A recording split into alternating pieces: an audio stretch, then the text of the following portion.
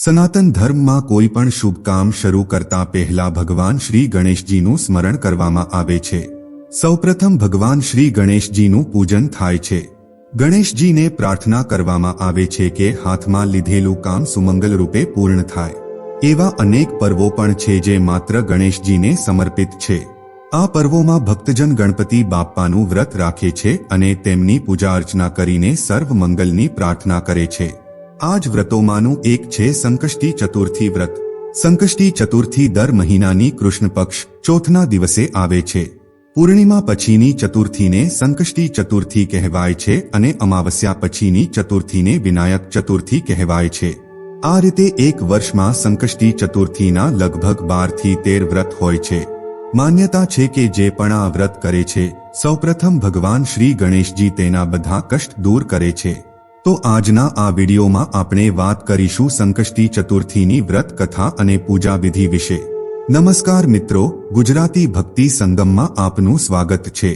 આમ તો સંકષ્ટી ચતુર્થીના વિષયમાં અનેક કથાઓ છે, પરંતુ આ વિડીયોમાં અમે તમને સૌથી પ્રચલિત કથા વિશે જણાવીશું। આવો જાણીએ કે કેવી રીતે થયો સંકષ્ટી ચતુર્થી વ્રતનો પ્રારંભ। મિત્રો, આ તે સમયની વાત છે જ્યારે ભગવાન વિષ્ણુ અને લક્ષ્મીજીનું લગ્ન નક્કી થઈ ગયું હતું અને લગ્નની તૈયારીઓ ચાલી રહી હતી। લગ્નનું નિમંત્રણ ભગવાન ગણેશજી સિવાય બધા દેવતાઓને મોકલવામાં આવ્યું। બધા દેવગણ ભેગા થયા। વરઘોડાના પ્રસ્થાનના સમયે જ્યારે ભગવાન શ્રી ગણેશજી ના દેખાયા ત્યારે બધા દેવતાઓ પરસ્પર વાત કરવા લાગ્યા કે ગણપતિ કેમ નથી દેખાઈ રહ્યા? શું એમને નિમંત્રણ નથી આપ્યું કે પછી તે જાતે જ નથી આવ્યા? બધા આ જ વાત પર ચર્ચા કરવા લાગ્યા।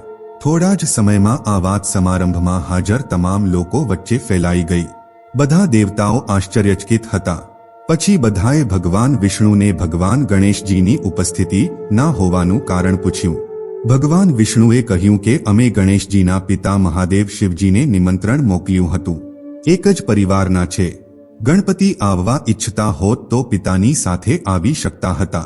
એક જ પરિવારમાં બે નિમંત્રણ કેમ મોકલવા? અને તેમ છતાં પણ એમનું એક દિવસનું ભોજન 1.25 મણ મગ, 1.25 મણ ઘી, 1.25 મણ ચોખા અને 1.25 મણ લાડુ છે। ક્યાંક બીજે જઈને આટલું બધું જમવું કઈ સારું થોડી લાગે? આ વાતચીત દરમિયાન હાજર લોકોમાંથી એકે સૂચન આપ્યું કે જો તેઓ આવી પણ જાય તો એમને એવું સમજાવીને ઘરે રોકાવવાનું કહી શકાય છે કે તેઓ ઉંદર પર બેસીને બહુ ધીમે ધીમે ગતિ કરે છે, એટલે વરઘોડામાં ખૂબ પાછળ રહી જશે। આ સૂચન પર ભગવાન વિષ્ણુ સહિત તમામે સહમતિ આપી અને પછી ભગવાન શ્રી ગણેશજીને બોલાવવામાં આવ્યા। થોડા જ સમયમાં ગણપતિ આવી પહોંચ્યા। પછી તેમને સમજાવીને ઘરે જ રોકાવી જવા જણાવ્યું અને બધા દેવતાઓ વરઘોડામાં ચાલ્યા ગયા। તેટલામાં નારદજી આવ્યા। તેમણે જોયું કે ગણેશજી તો ઘરે જ બેઠા છે અને અન્ય તમામ દેવતાઓ વરઘોડામાં ગયા છે। નારદજી દ્વારા પૂછવામાં આવતા ગણેશજીએ જવાબ આપ્યો કે મારું ઘણું અપમાન થયું છે। મને અહીં ઘર સાચવવા બેસાડી દીધો છે। ત્યારે નારદજીએ ગણેશજીને સૂચન આપ્યું કે તમે ઝડપથી તમારી ઉંદર સેના મોકલી દો, જે વરઘોડાથી આગળ પહોંચીને રસ્તો ખોદી દેશે, જેના કારણે વરઘોડામાં ચાલી રહેલા વાહનો ધરતીમાં ધસાઈ જશે અને વરઘોડો આગળ વધી નહીં શકે। ભગવાન શ્રી ગણેશજીએ તેમ જ કર્યું અને જોત જોતામાં વરઘોડામાં ચાલી રહેલા વાહનોના પૈડા ધરતીમાં ધસાવા લાગ્યા। પૈડા કાઢવાનો ઘણો પ્રયાસ કરવામાં આવ્યો, પરંતુ બધા જ પ્રયાસ નિષ્ફળ રહ્યા અને સાથે સાથે પૈડા તૂટવા પણ લાગ્યા। કોઈને સમજણ જ ન હતી પડી રહી કે હવે શું કરવું। ત્યારે નારદજી ત્યાં પ્રગટ થયાને બધાને જણાવ્યું કે તમારા દ્વારા ભગવાન શ્રી ગણેશજીનું અપમાન થયું છે। આ કારણથી જ આ બધું થઈ રહ્યું છે। હવે ભગવાન શ્રી ગણેશજી જ બધું સુધારી શકે છે, તેના સિવાય બીજો કોઈ વિકલ્પ દેખાતો નથી।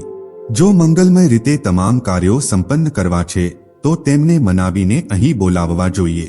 ત્યારે શિવજી એ નંદીને ગણપતિને બોલાવવા માટે મોકલવામાં આવ્યા। જ્યારે નંદી ગણેશજીને લઈને આવ્યા ત્યારે તેમનું સન્માનપૂર્વક પૂજન કરવામાં આવ્યું। પછી વાહનોના પૈડા ધરતીમાંથી બહાર નીકળવા લાગ્યા।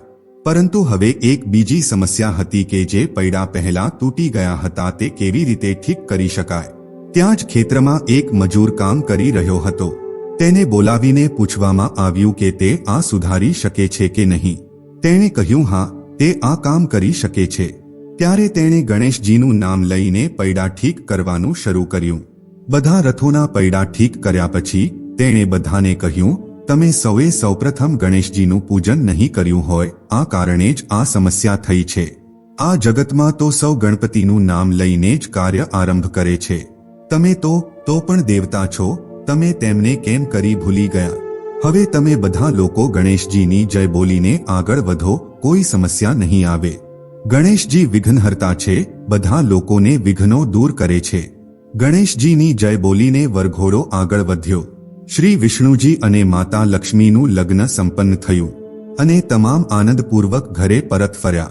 મિત્રો, ત્યાંથી જ સંકષ્ટી ચતુર્થી મનાવવાની શરૂઆત કરવામાં આવી છે. આ દિવસે ઘણા લોકો વ્રત રાખે છે. આવો હવે આપણે જાણીએ કે સંકષ્ટી ચતુર્થીનો ઉપવાસ અને પૂજન કેવી રીતે કરવું જોઈએ. સૌપ્રથમ સવારે વહેલા ઉઠીને સ્નાન કરો અને સ્વચ્છ કપડાં પહેરીને ગણેશજીની પ્રતિમાને સ્નાન કરાવો. અને જો તમારી પાસે પ્રતિમા નથી પરંતુ ચિત્ર છે તો તેને સ્વચ્છ કપડાથી સાફ કરો. હવે ગણપતિજીની પ્રતિમાને ફૂલોથી સજાવો. પૂજામાં મોદક, ગોળ, તલ, ફૂલ, તાંબાના કલશમાં પાણી, ધૂપ, ચંદન, પ્રસાદ માટે ફળ, નાળિયેર વગેરે સામગ્રીનો ઉપયોગ કરો. ગણેશજીને તિલક લગાવી મિષ્ઠાન, ફળ અને ફૂલ અર્પિત કરો. સાંજના સમયે જો શક્ય હોય તો ફરીથી સ્નાન કરીને જમવાનું બનાવો અને ગણપતિજીને અર્પિત કરો અને સંકષ્ટી વ્રત કથાનો પાઠ કરો. પાઠ કરીને ગણપતિજીને પ્રાર્થના કરો કે તમે કોઈ પણ કાર્ય આરંભ કરતા પહેલા તેમને જરૂર સ્મરણ કરશો અને તેઓ તમારા તમામ વિઘ્નો દૂર કરે. આ પછી ગણેશજીની આરતી કરીને બધાને પ્રસાદ વહેંચો અને તમે પણ ગ્રહણ કરો. મિત્રો, આ રીતે તમારો સંકષ્ટી વ્રત પૂર્ણ થશે. આ સાથે અમે વિદાય લઈશું. ગણેશજી ભગવાન કી જય.